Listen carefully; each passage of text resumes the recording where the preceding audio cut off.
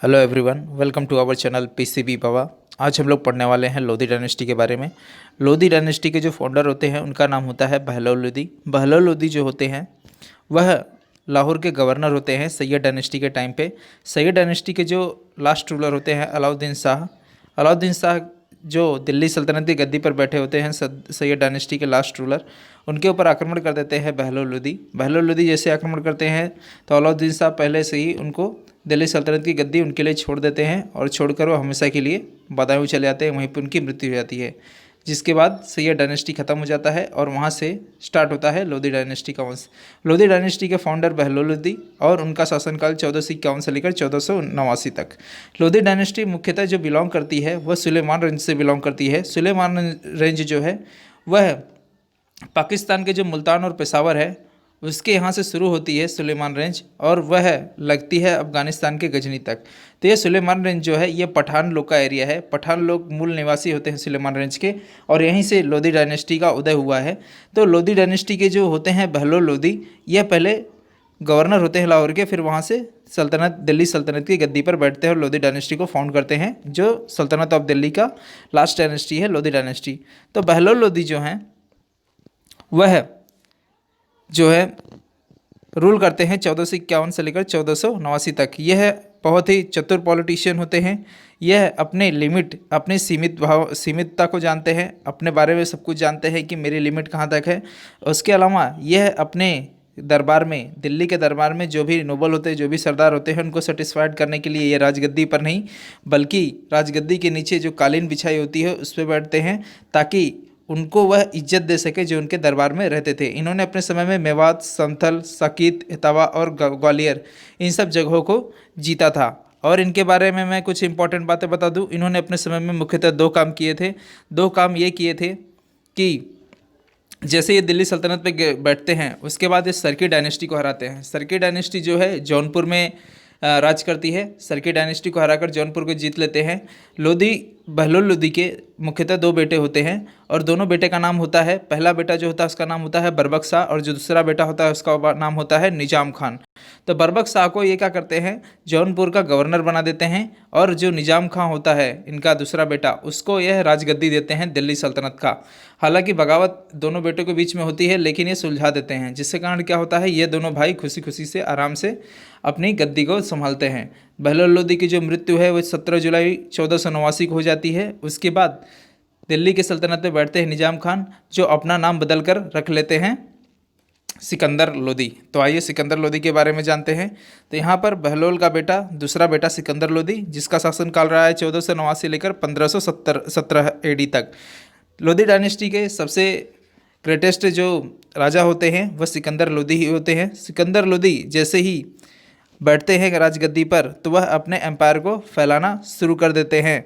उसके बाद क्या करते हैं, वह अपने समय में जो एम्पायर है वो पंजाब से लेकर बिहार तक फैला देते हैं, और उसके अलावा जो दिल्ली जो है इनके समय में कैपिटल बनी होती है उसको ये ट्रांसफ़र कर देते हैं और अपनी कैपिटल बना लेते हैं आगरा को।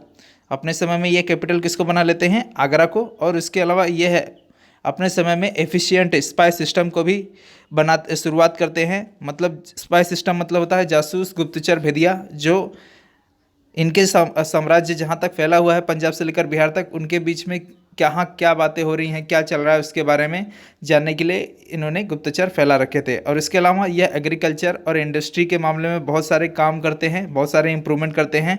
इनके समय में इन्होंने क्या किया था, संस्कृत की जो बहुत सारी बुकें थी, जो मैथमेटिक्स, मेडिसिन, एस्ट्रोनॉमी और योगा से रिलेटेड थी, उन सब का ये फारसी में अनुवाद कराते हैं। और वह बुक जिसमें संस्कृत से फ़ारसी में अनुवाद करके सारी चीज़ें लिखी गई थी, उस बुक का नाम था फरहद ए सिकंदरी।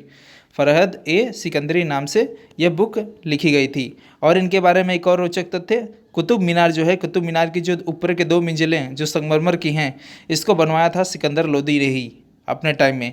और इसके अलावा इनके बारे में और भी बातें मैं आपको बता दूं। यह जो हैं अपने समय में मुसलमान स्त्रियों को पीर एवं संतों के मज़ार पर जाने पर प्रतिबंध लगा के रखे थे। मुसलमानों को तहजिया निकालने में इन्होंने प्रतिबंध लगाया था। सिकंदर लोधी ने नगरकोट के ज्वालामुखी मंदिर की मूर्ति को तोड़कर उसके टुकड़ों को कसाईयों को मांस तोलने के लिए दे दिया था। सिकंदर जो है वह बहुत ही अंधभक्त था।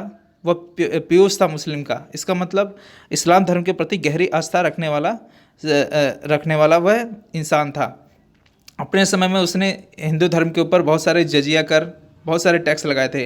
और इसके साथ ही साथ मैं बता दूं, सिकंदर लोदी जो था वह कबीर का डिसाइपल भी था। हाँ, संत कबीर जो थे उनके ये डिसाइपल थे। आगे चलते हैं सिकंदर लोदी के बारे में और भी बातें पढ़ते हैं। यहाँ पे लिखा है उसको शहनाई म्यूज़िक बहुत पसंद थी, जिसके कारण उसने एक बुक लिखवाई जिसका नाम था लहजत ए सिकंदरी, सिकंदर शाही। और उसके समय में यहाँ पे देखिए आ गया, वह ऑर्थोडॉक्स मुस्लिम था। ऑर्थोडॉक्स का मतलब होता है रूढ़िवादी। रूढ़िवादी का मतलब वह एक ही मत को मानता है, उसे कहते हैं ऑर्थोडॉक्स। ऑर्थोडॉक्स जो है इसका मतलब यह होता है कि एक ही मत को मानने वाला, एक ही धर्म को मानने वाला। तो यह जो है एक ही धर्म को मानता था, इस्लाम धर्म को। तो यह जो है अपने समय में जो भी हिंदूस थे उनके ऊपर जजिया कर का मतलब होता है कि धर्म वाला टैक्स। मतलब कि अगर जहाँ पे मुस्लिम रहते हैं उसके बीच में अगर कोई हिंदू रहता है और उसको अपना धर्म बचाना है तो उसको टैक्स देना पड़ेगा। अगर उसको पूजा करना है या फिर मंदिर में जाके आरती उतारनी है तो उसको उसका टैक्स देना पड़ेगा। अगर वो गाय भैंस पाल के रखा है तो उसको अगर चरवाता है तो चरवाने का टैक्स देना पड़ेगा। घर में रहता है उसका टैक्स देना पड़ेगा। तो इस तरह के बहुत सारे टैक्स उसने लगवाए ताकि वह हिंदू धर्म को छोड़कर मुस्लिम धर्म में आ जाए। और उसके अलावा उसने अपने समय में कुछ लड़ाइयाँ भी लड़ी जो बहुत ही ज़्यादा इम्पोर्टेंट है। और सिकंदर लोदी के बारे में एक और इम्पोर्टेंट बात है, सिकंदर लोदी जो है वह मेवाड़ के राजा सांगा के समकालीन था। मतलब यह जो पंजाब और बिहार की ओर ये राज करता था और राजस्थान की ओर मेवाड़ के राजा सांगा राज करते थे। और इसके बारे में और कुछ बातें, सिकंदर लोदी के दो बेटे थे जिनका नाम था इब्राहिम लोदी और जलाल खान। और जो सिकंदर लोदी होते हैं इनकी मृत्यु 1517 एडी में होती है।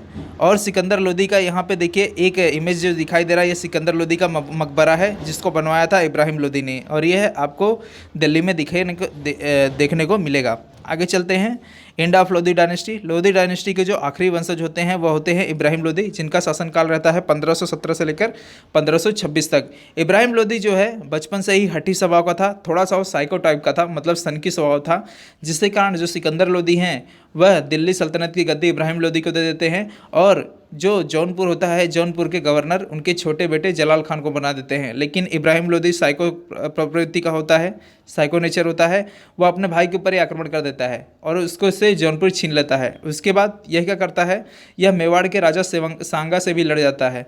राजा सांगा से जब युद्ध करता है तो मेवाड़ के राजा सांगा इसको बुरी तरह हराते हैं और चांदेरी नाम का जो जगह है उस जगह को यह उससे छीन लेते हैं। उसके बाद जब यह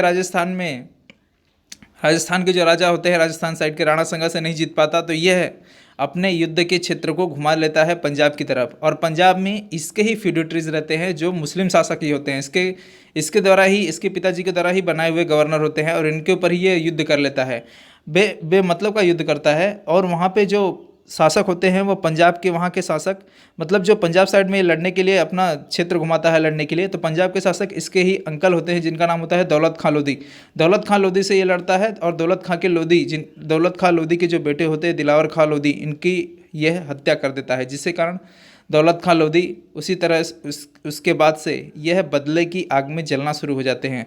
और इसके अलावा इसके एक चाचा भी होते हैं जो होते हैं आलम खां। आलम खां से भी ये लड़ाई करता है और उन्हें भी हरा के राज्य छीन लेता है, जिसकी वजह से दौलत खां लोधी और आलम खां यह दोनों मिलते हैं, मीटिंग करते हैं और उसके बाद यह लोग बाबर को अपॉइंट करते हैं लड़ने के लिए दिल्ली सल्तनत को लेने के लिए।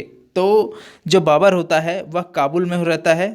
उसको बताते हैं कि आपके जो वंशज थे तैमूर, बाबर जो है तैमूर के वंशज का था, तो वो बताते हैं कि तैमूर जो थे उन्होंने दिल्ली सल्तनत की गद्दी सैयद डायनेस्टी को दी थी। उसके बाद लोधी डायनेस्टी आई है जो यहाँ पे राज कर रही है, आप उसको हटाओ और यहाँ पे आके राज करो। तो बाबर आते हैं, वो लड़ते हैं। पानीपत का जो पहला युद्ध है वह लड़ा गया था 21 अप्रैल 1526 को, जो है बाबर के और इब्राहिम लोदी के बीच में।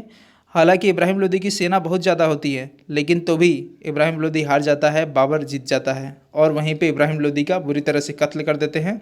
और उसके बाद दिल्ली सल्तनत आ जाती है मुग़ल वंशजों के बीच में। देखिए मुग़ल जो है, मुग़ल शब्द की उत्पत्ति मंगोल शब्द से हुई है। मंगोल को फ़ारसी भाषा में मुग़ल कहते हैं। तो मुग़ल जो है ये आ जाते हैं यहाँ पर, तो इसी से ही लोधी डायनेस्टी का एंड हो जाता है। तो यह पूरे लोधी डायनेस्टी के बारे में लेक्चर रहा। अगर आपके लिए लेक्चर थोड़ा सा भी यूज़फुल रहता है तो please like, share and subscribe. Thank you.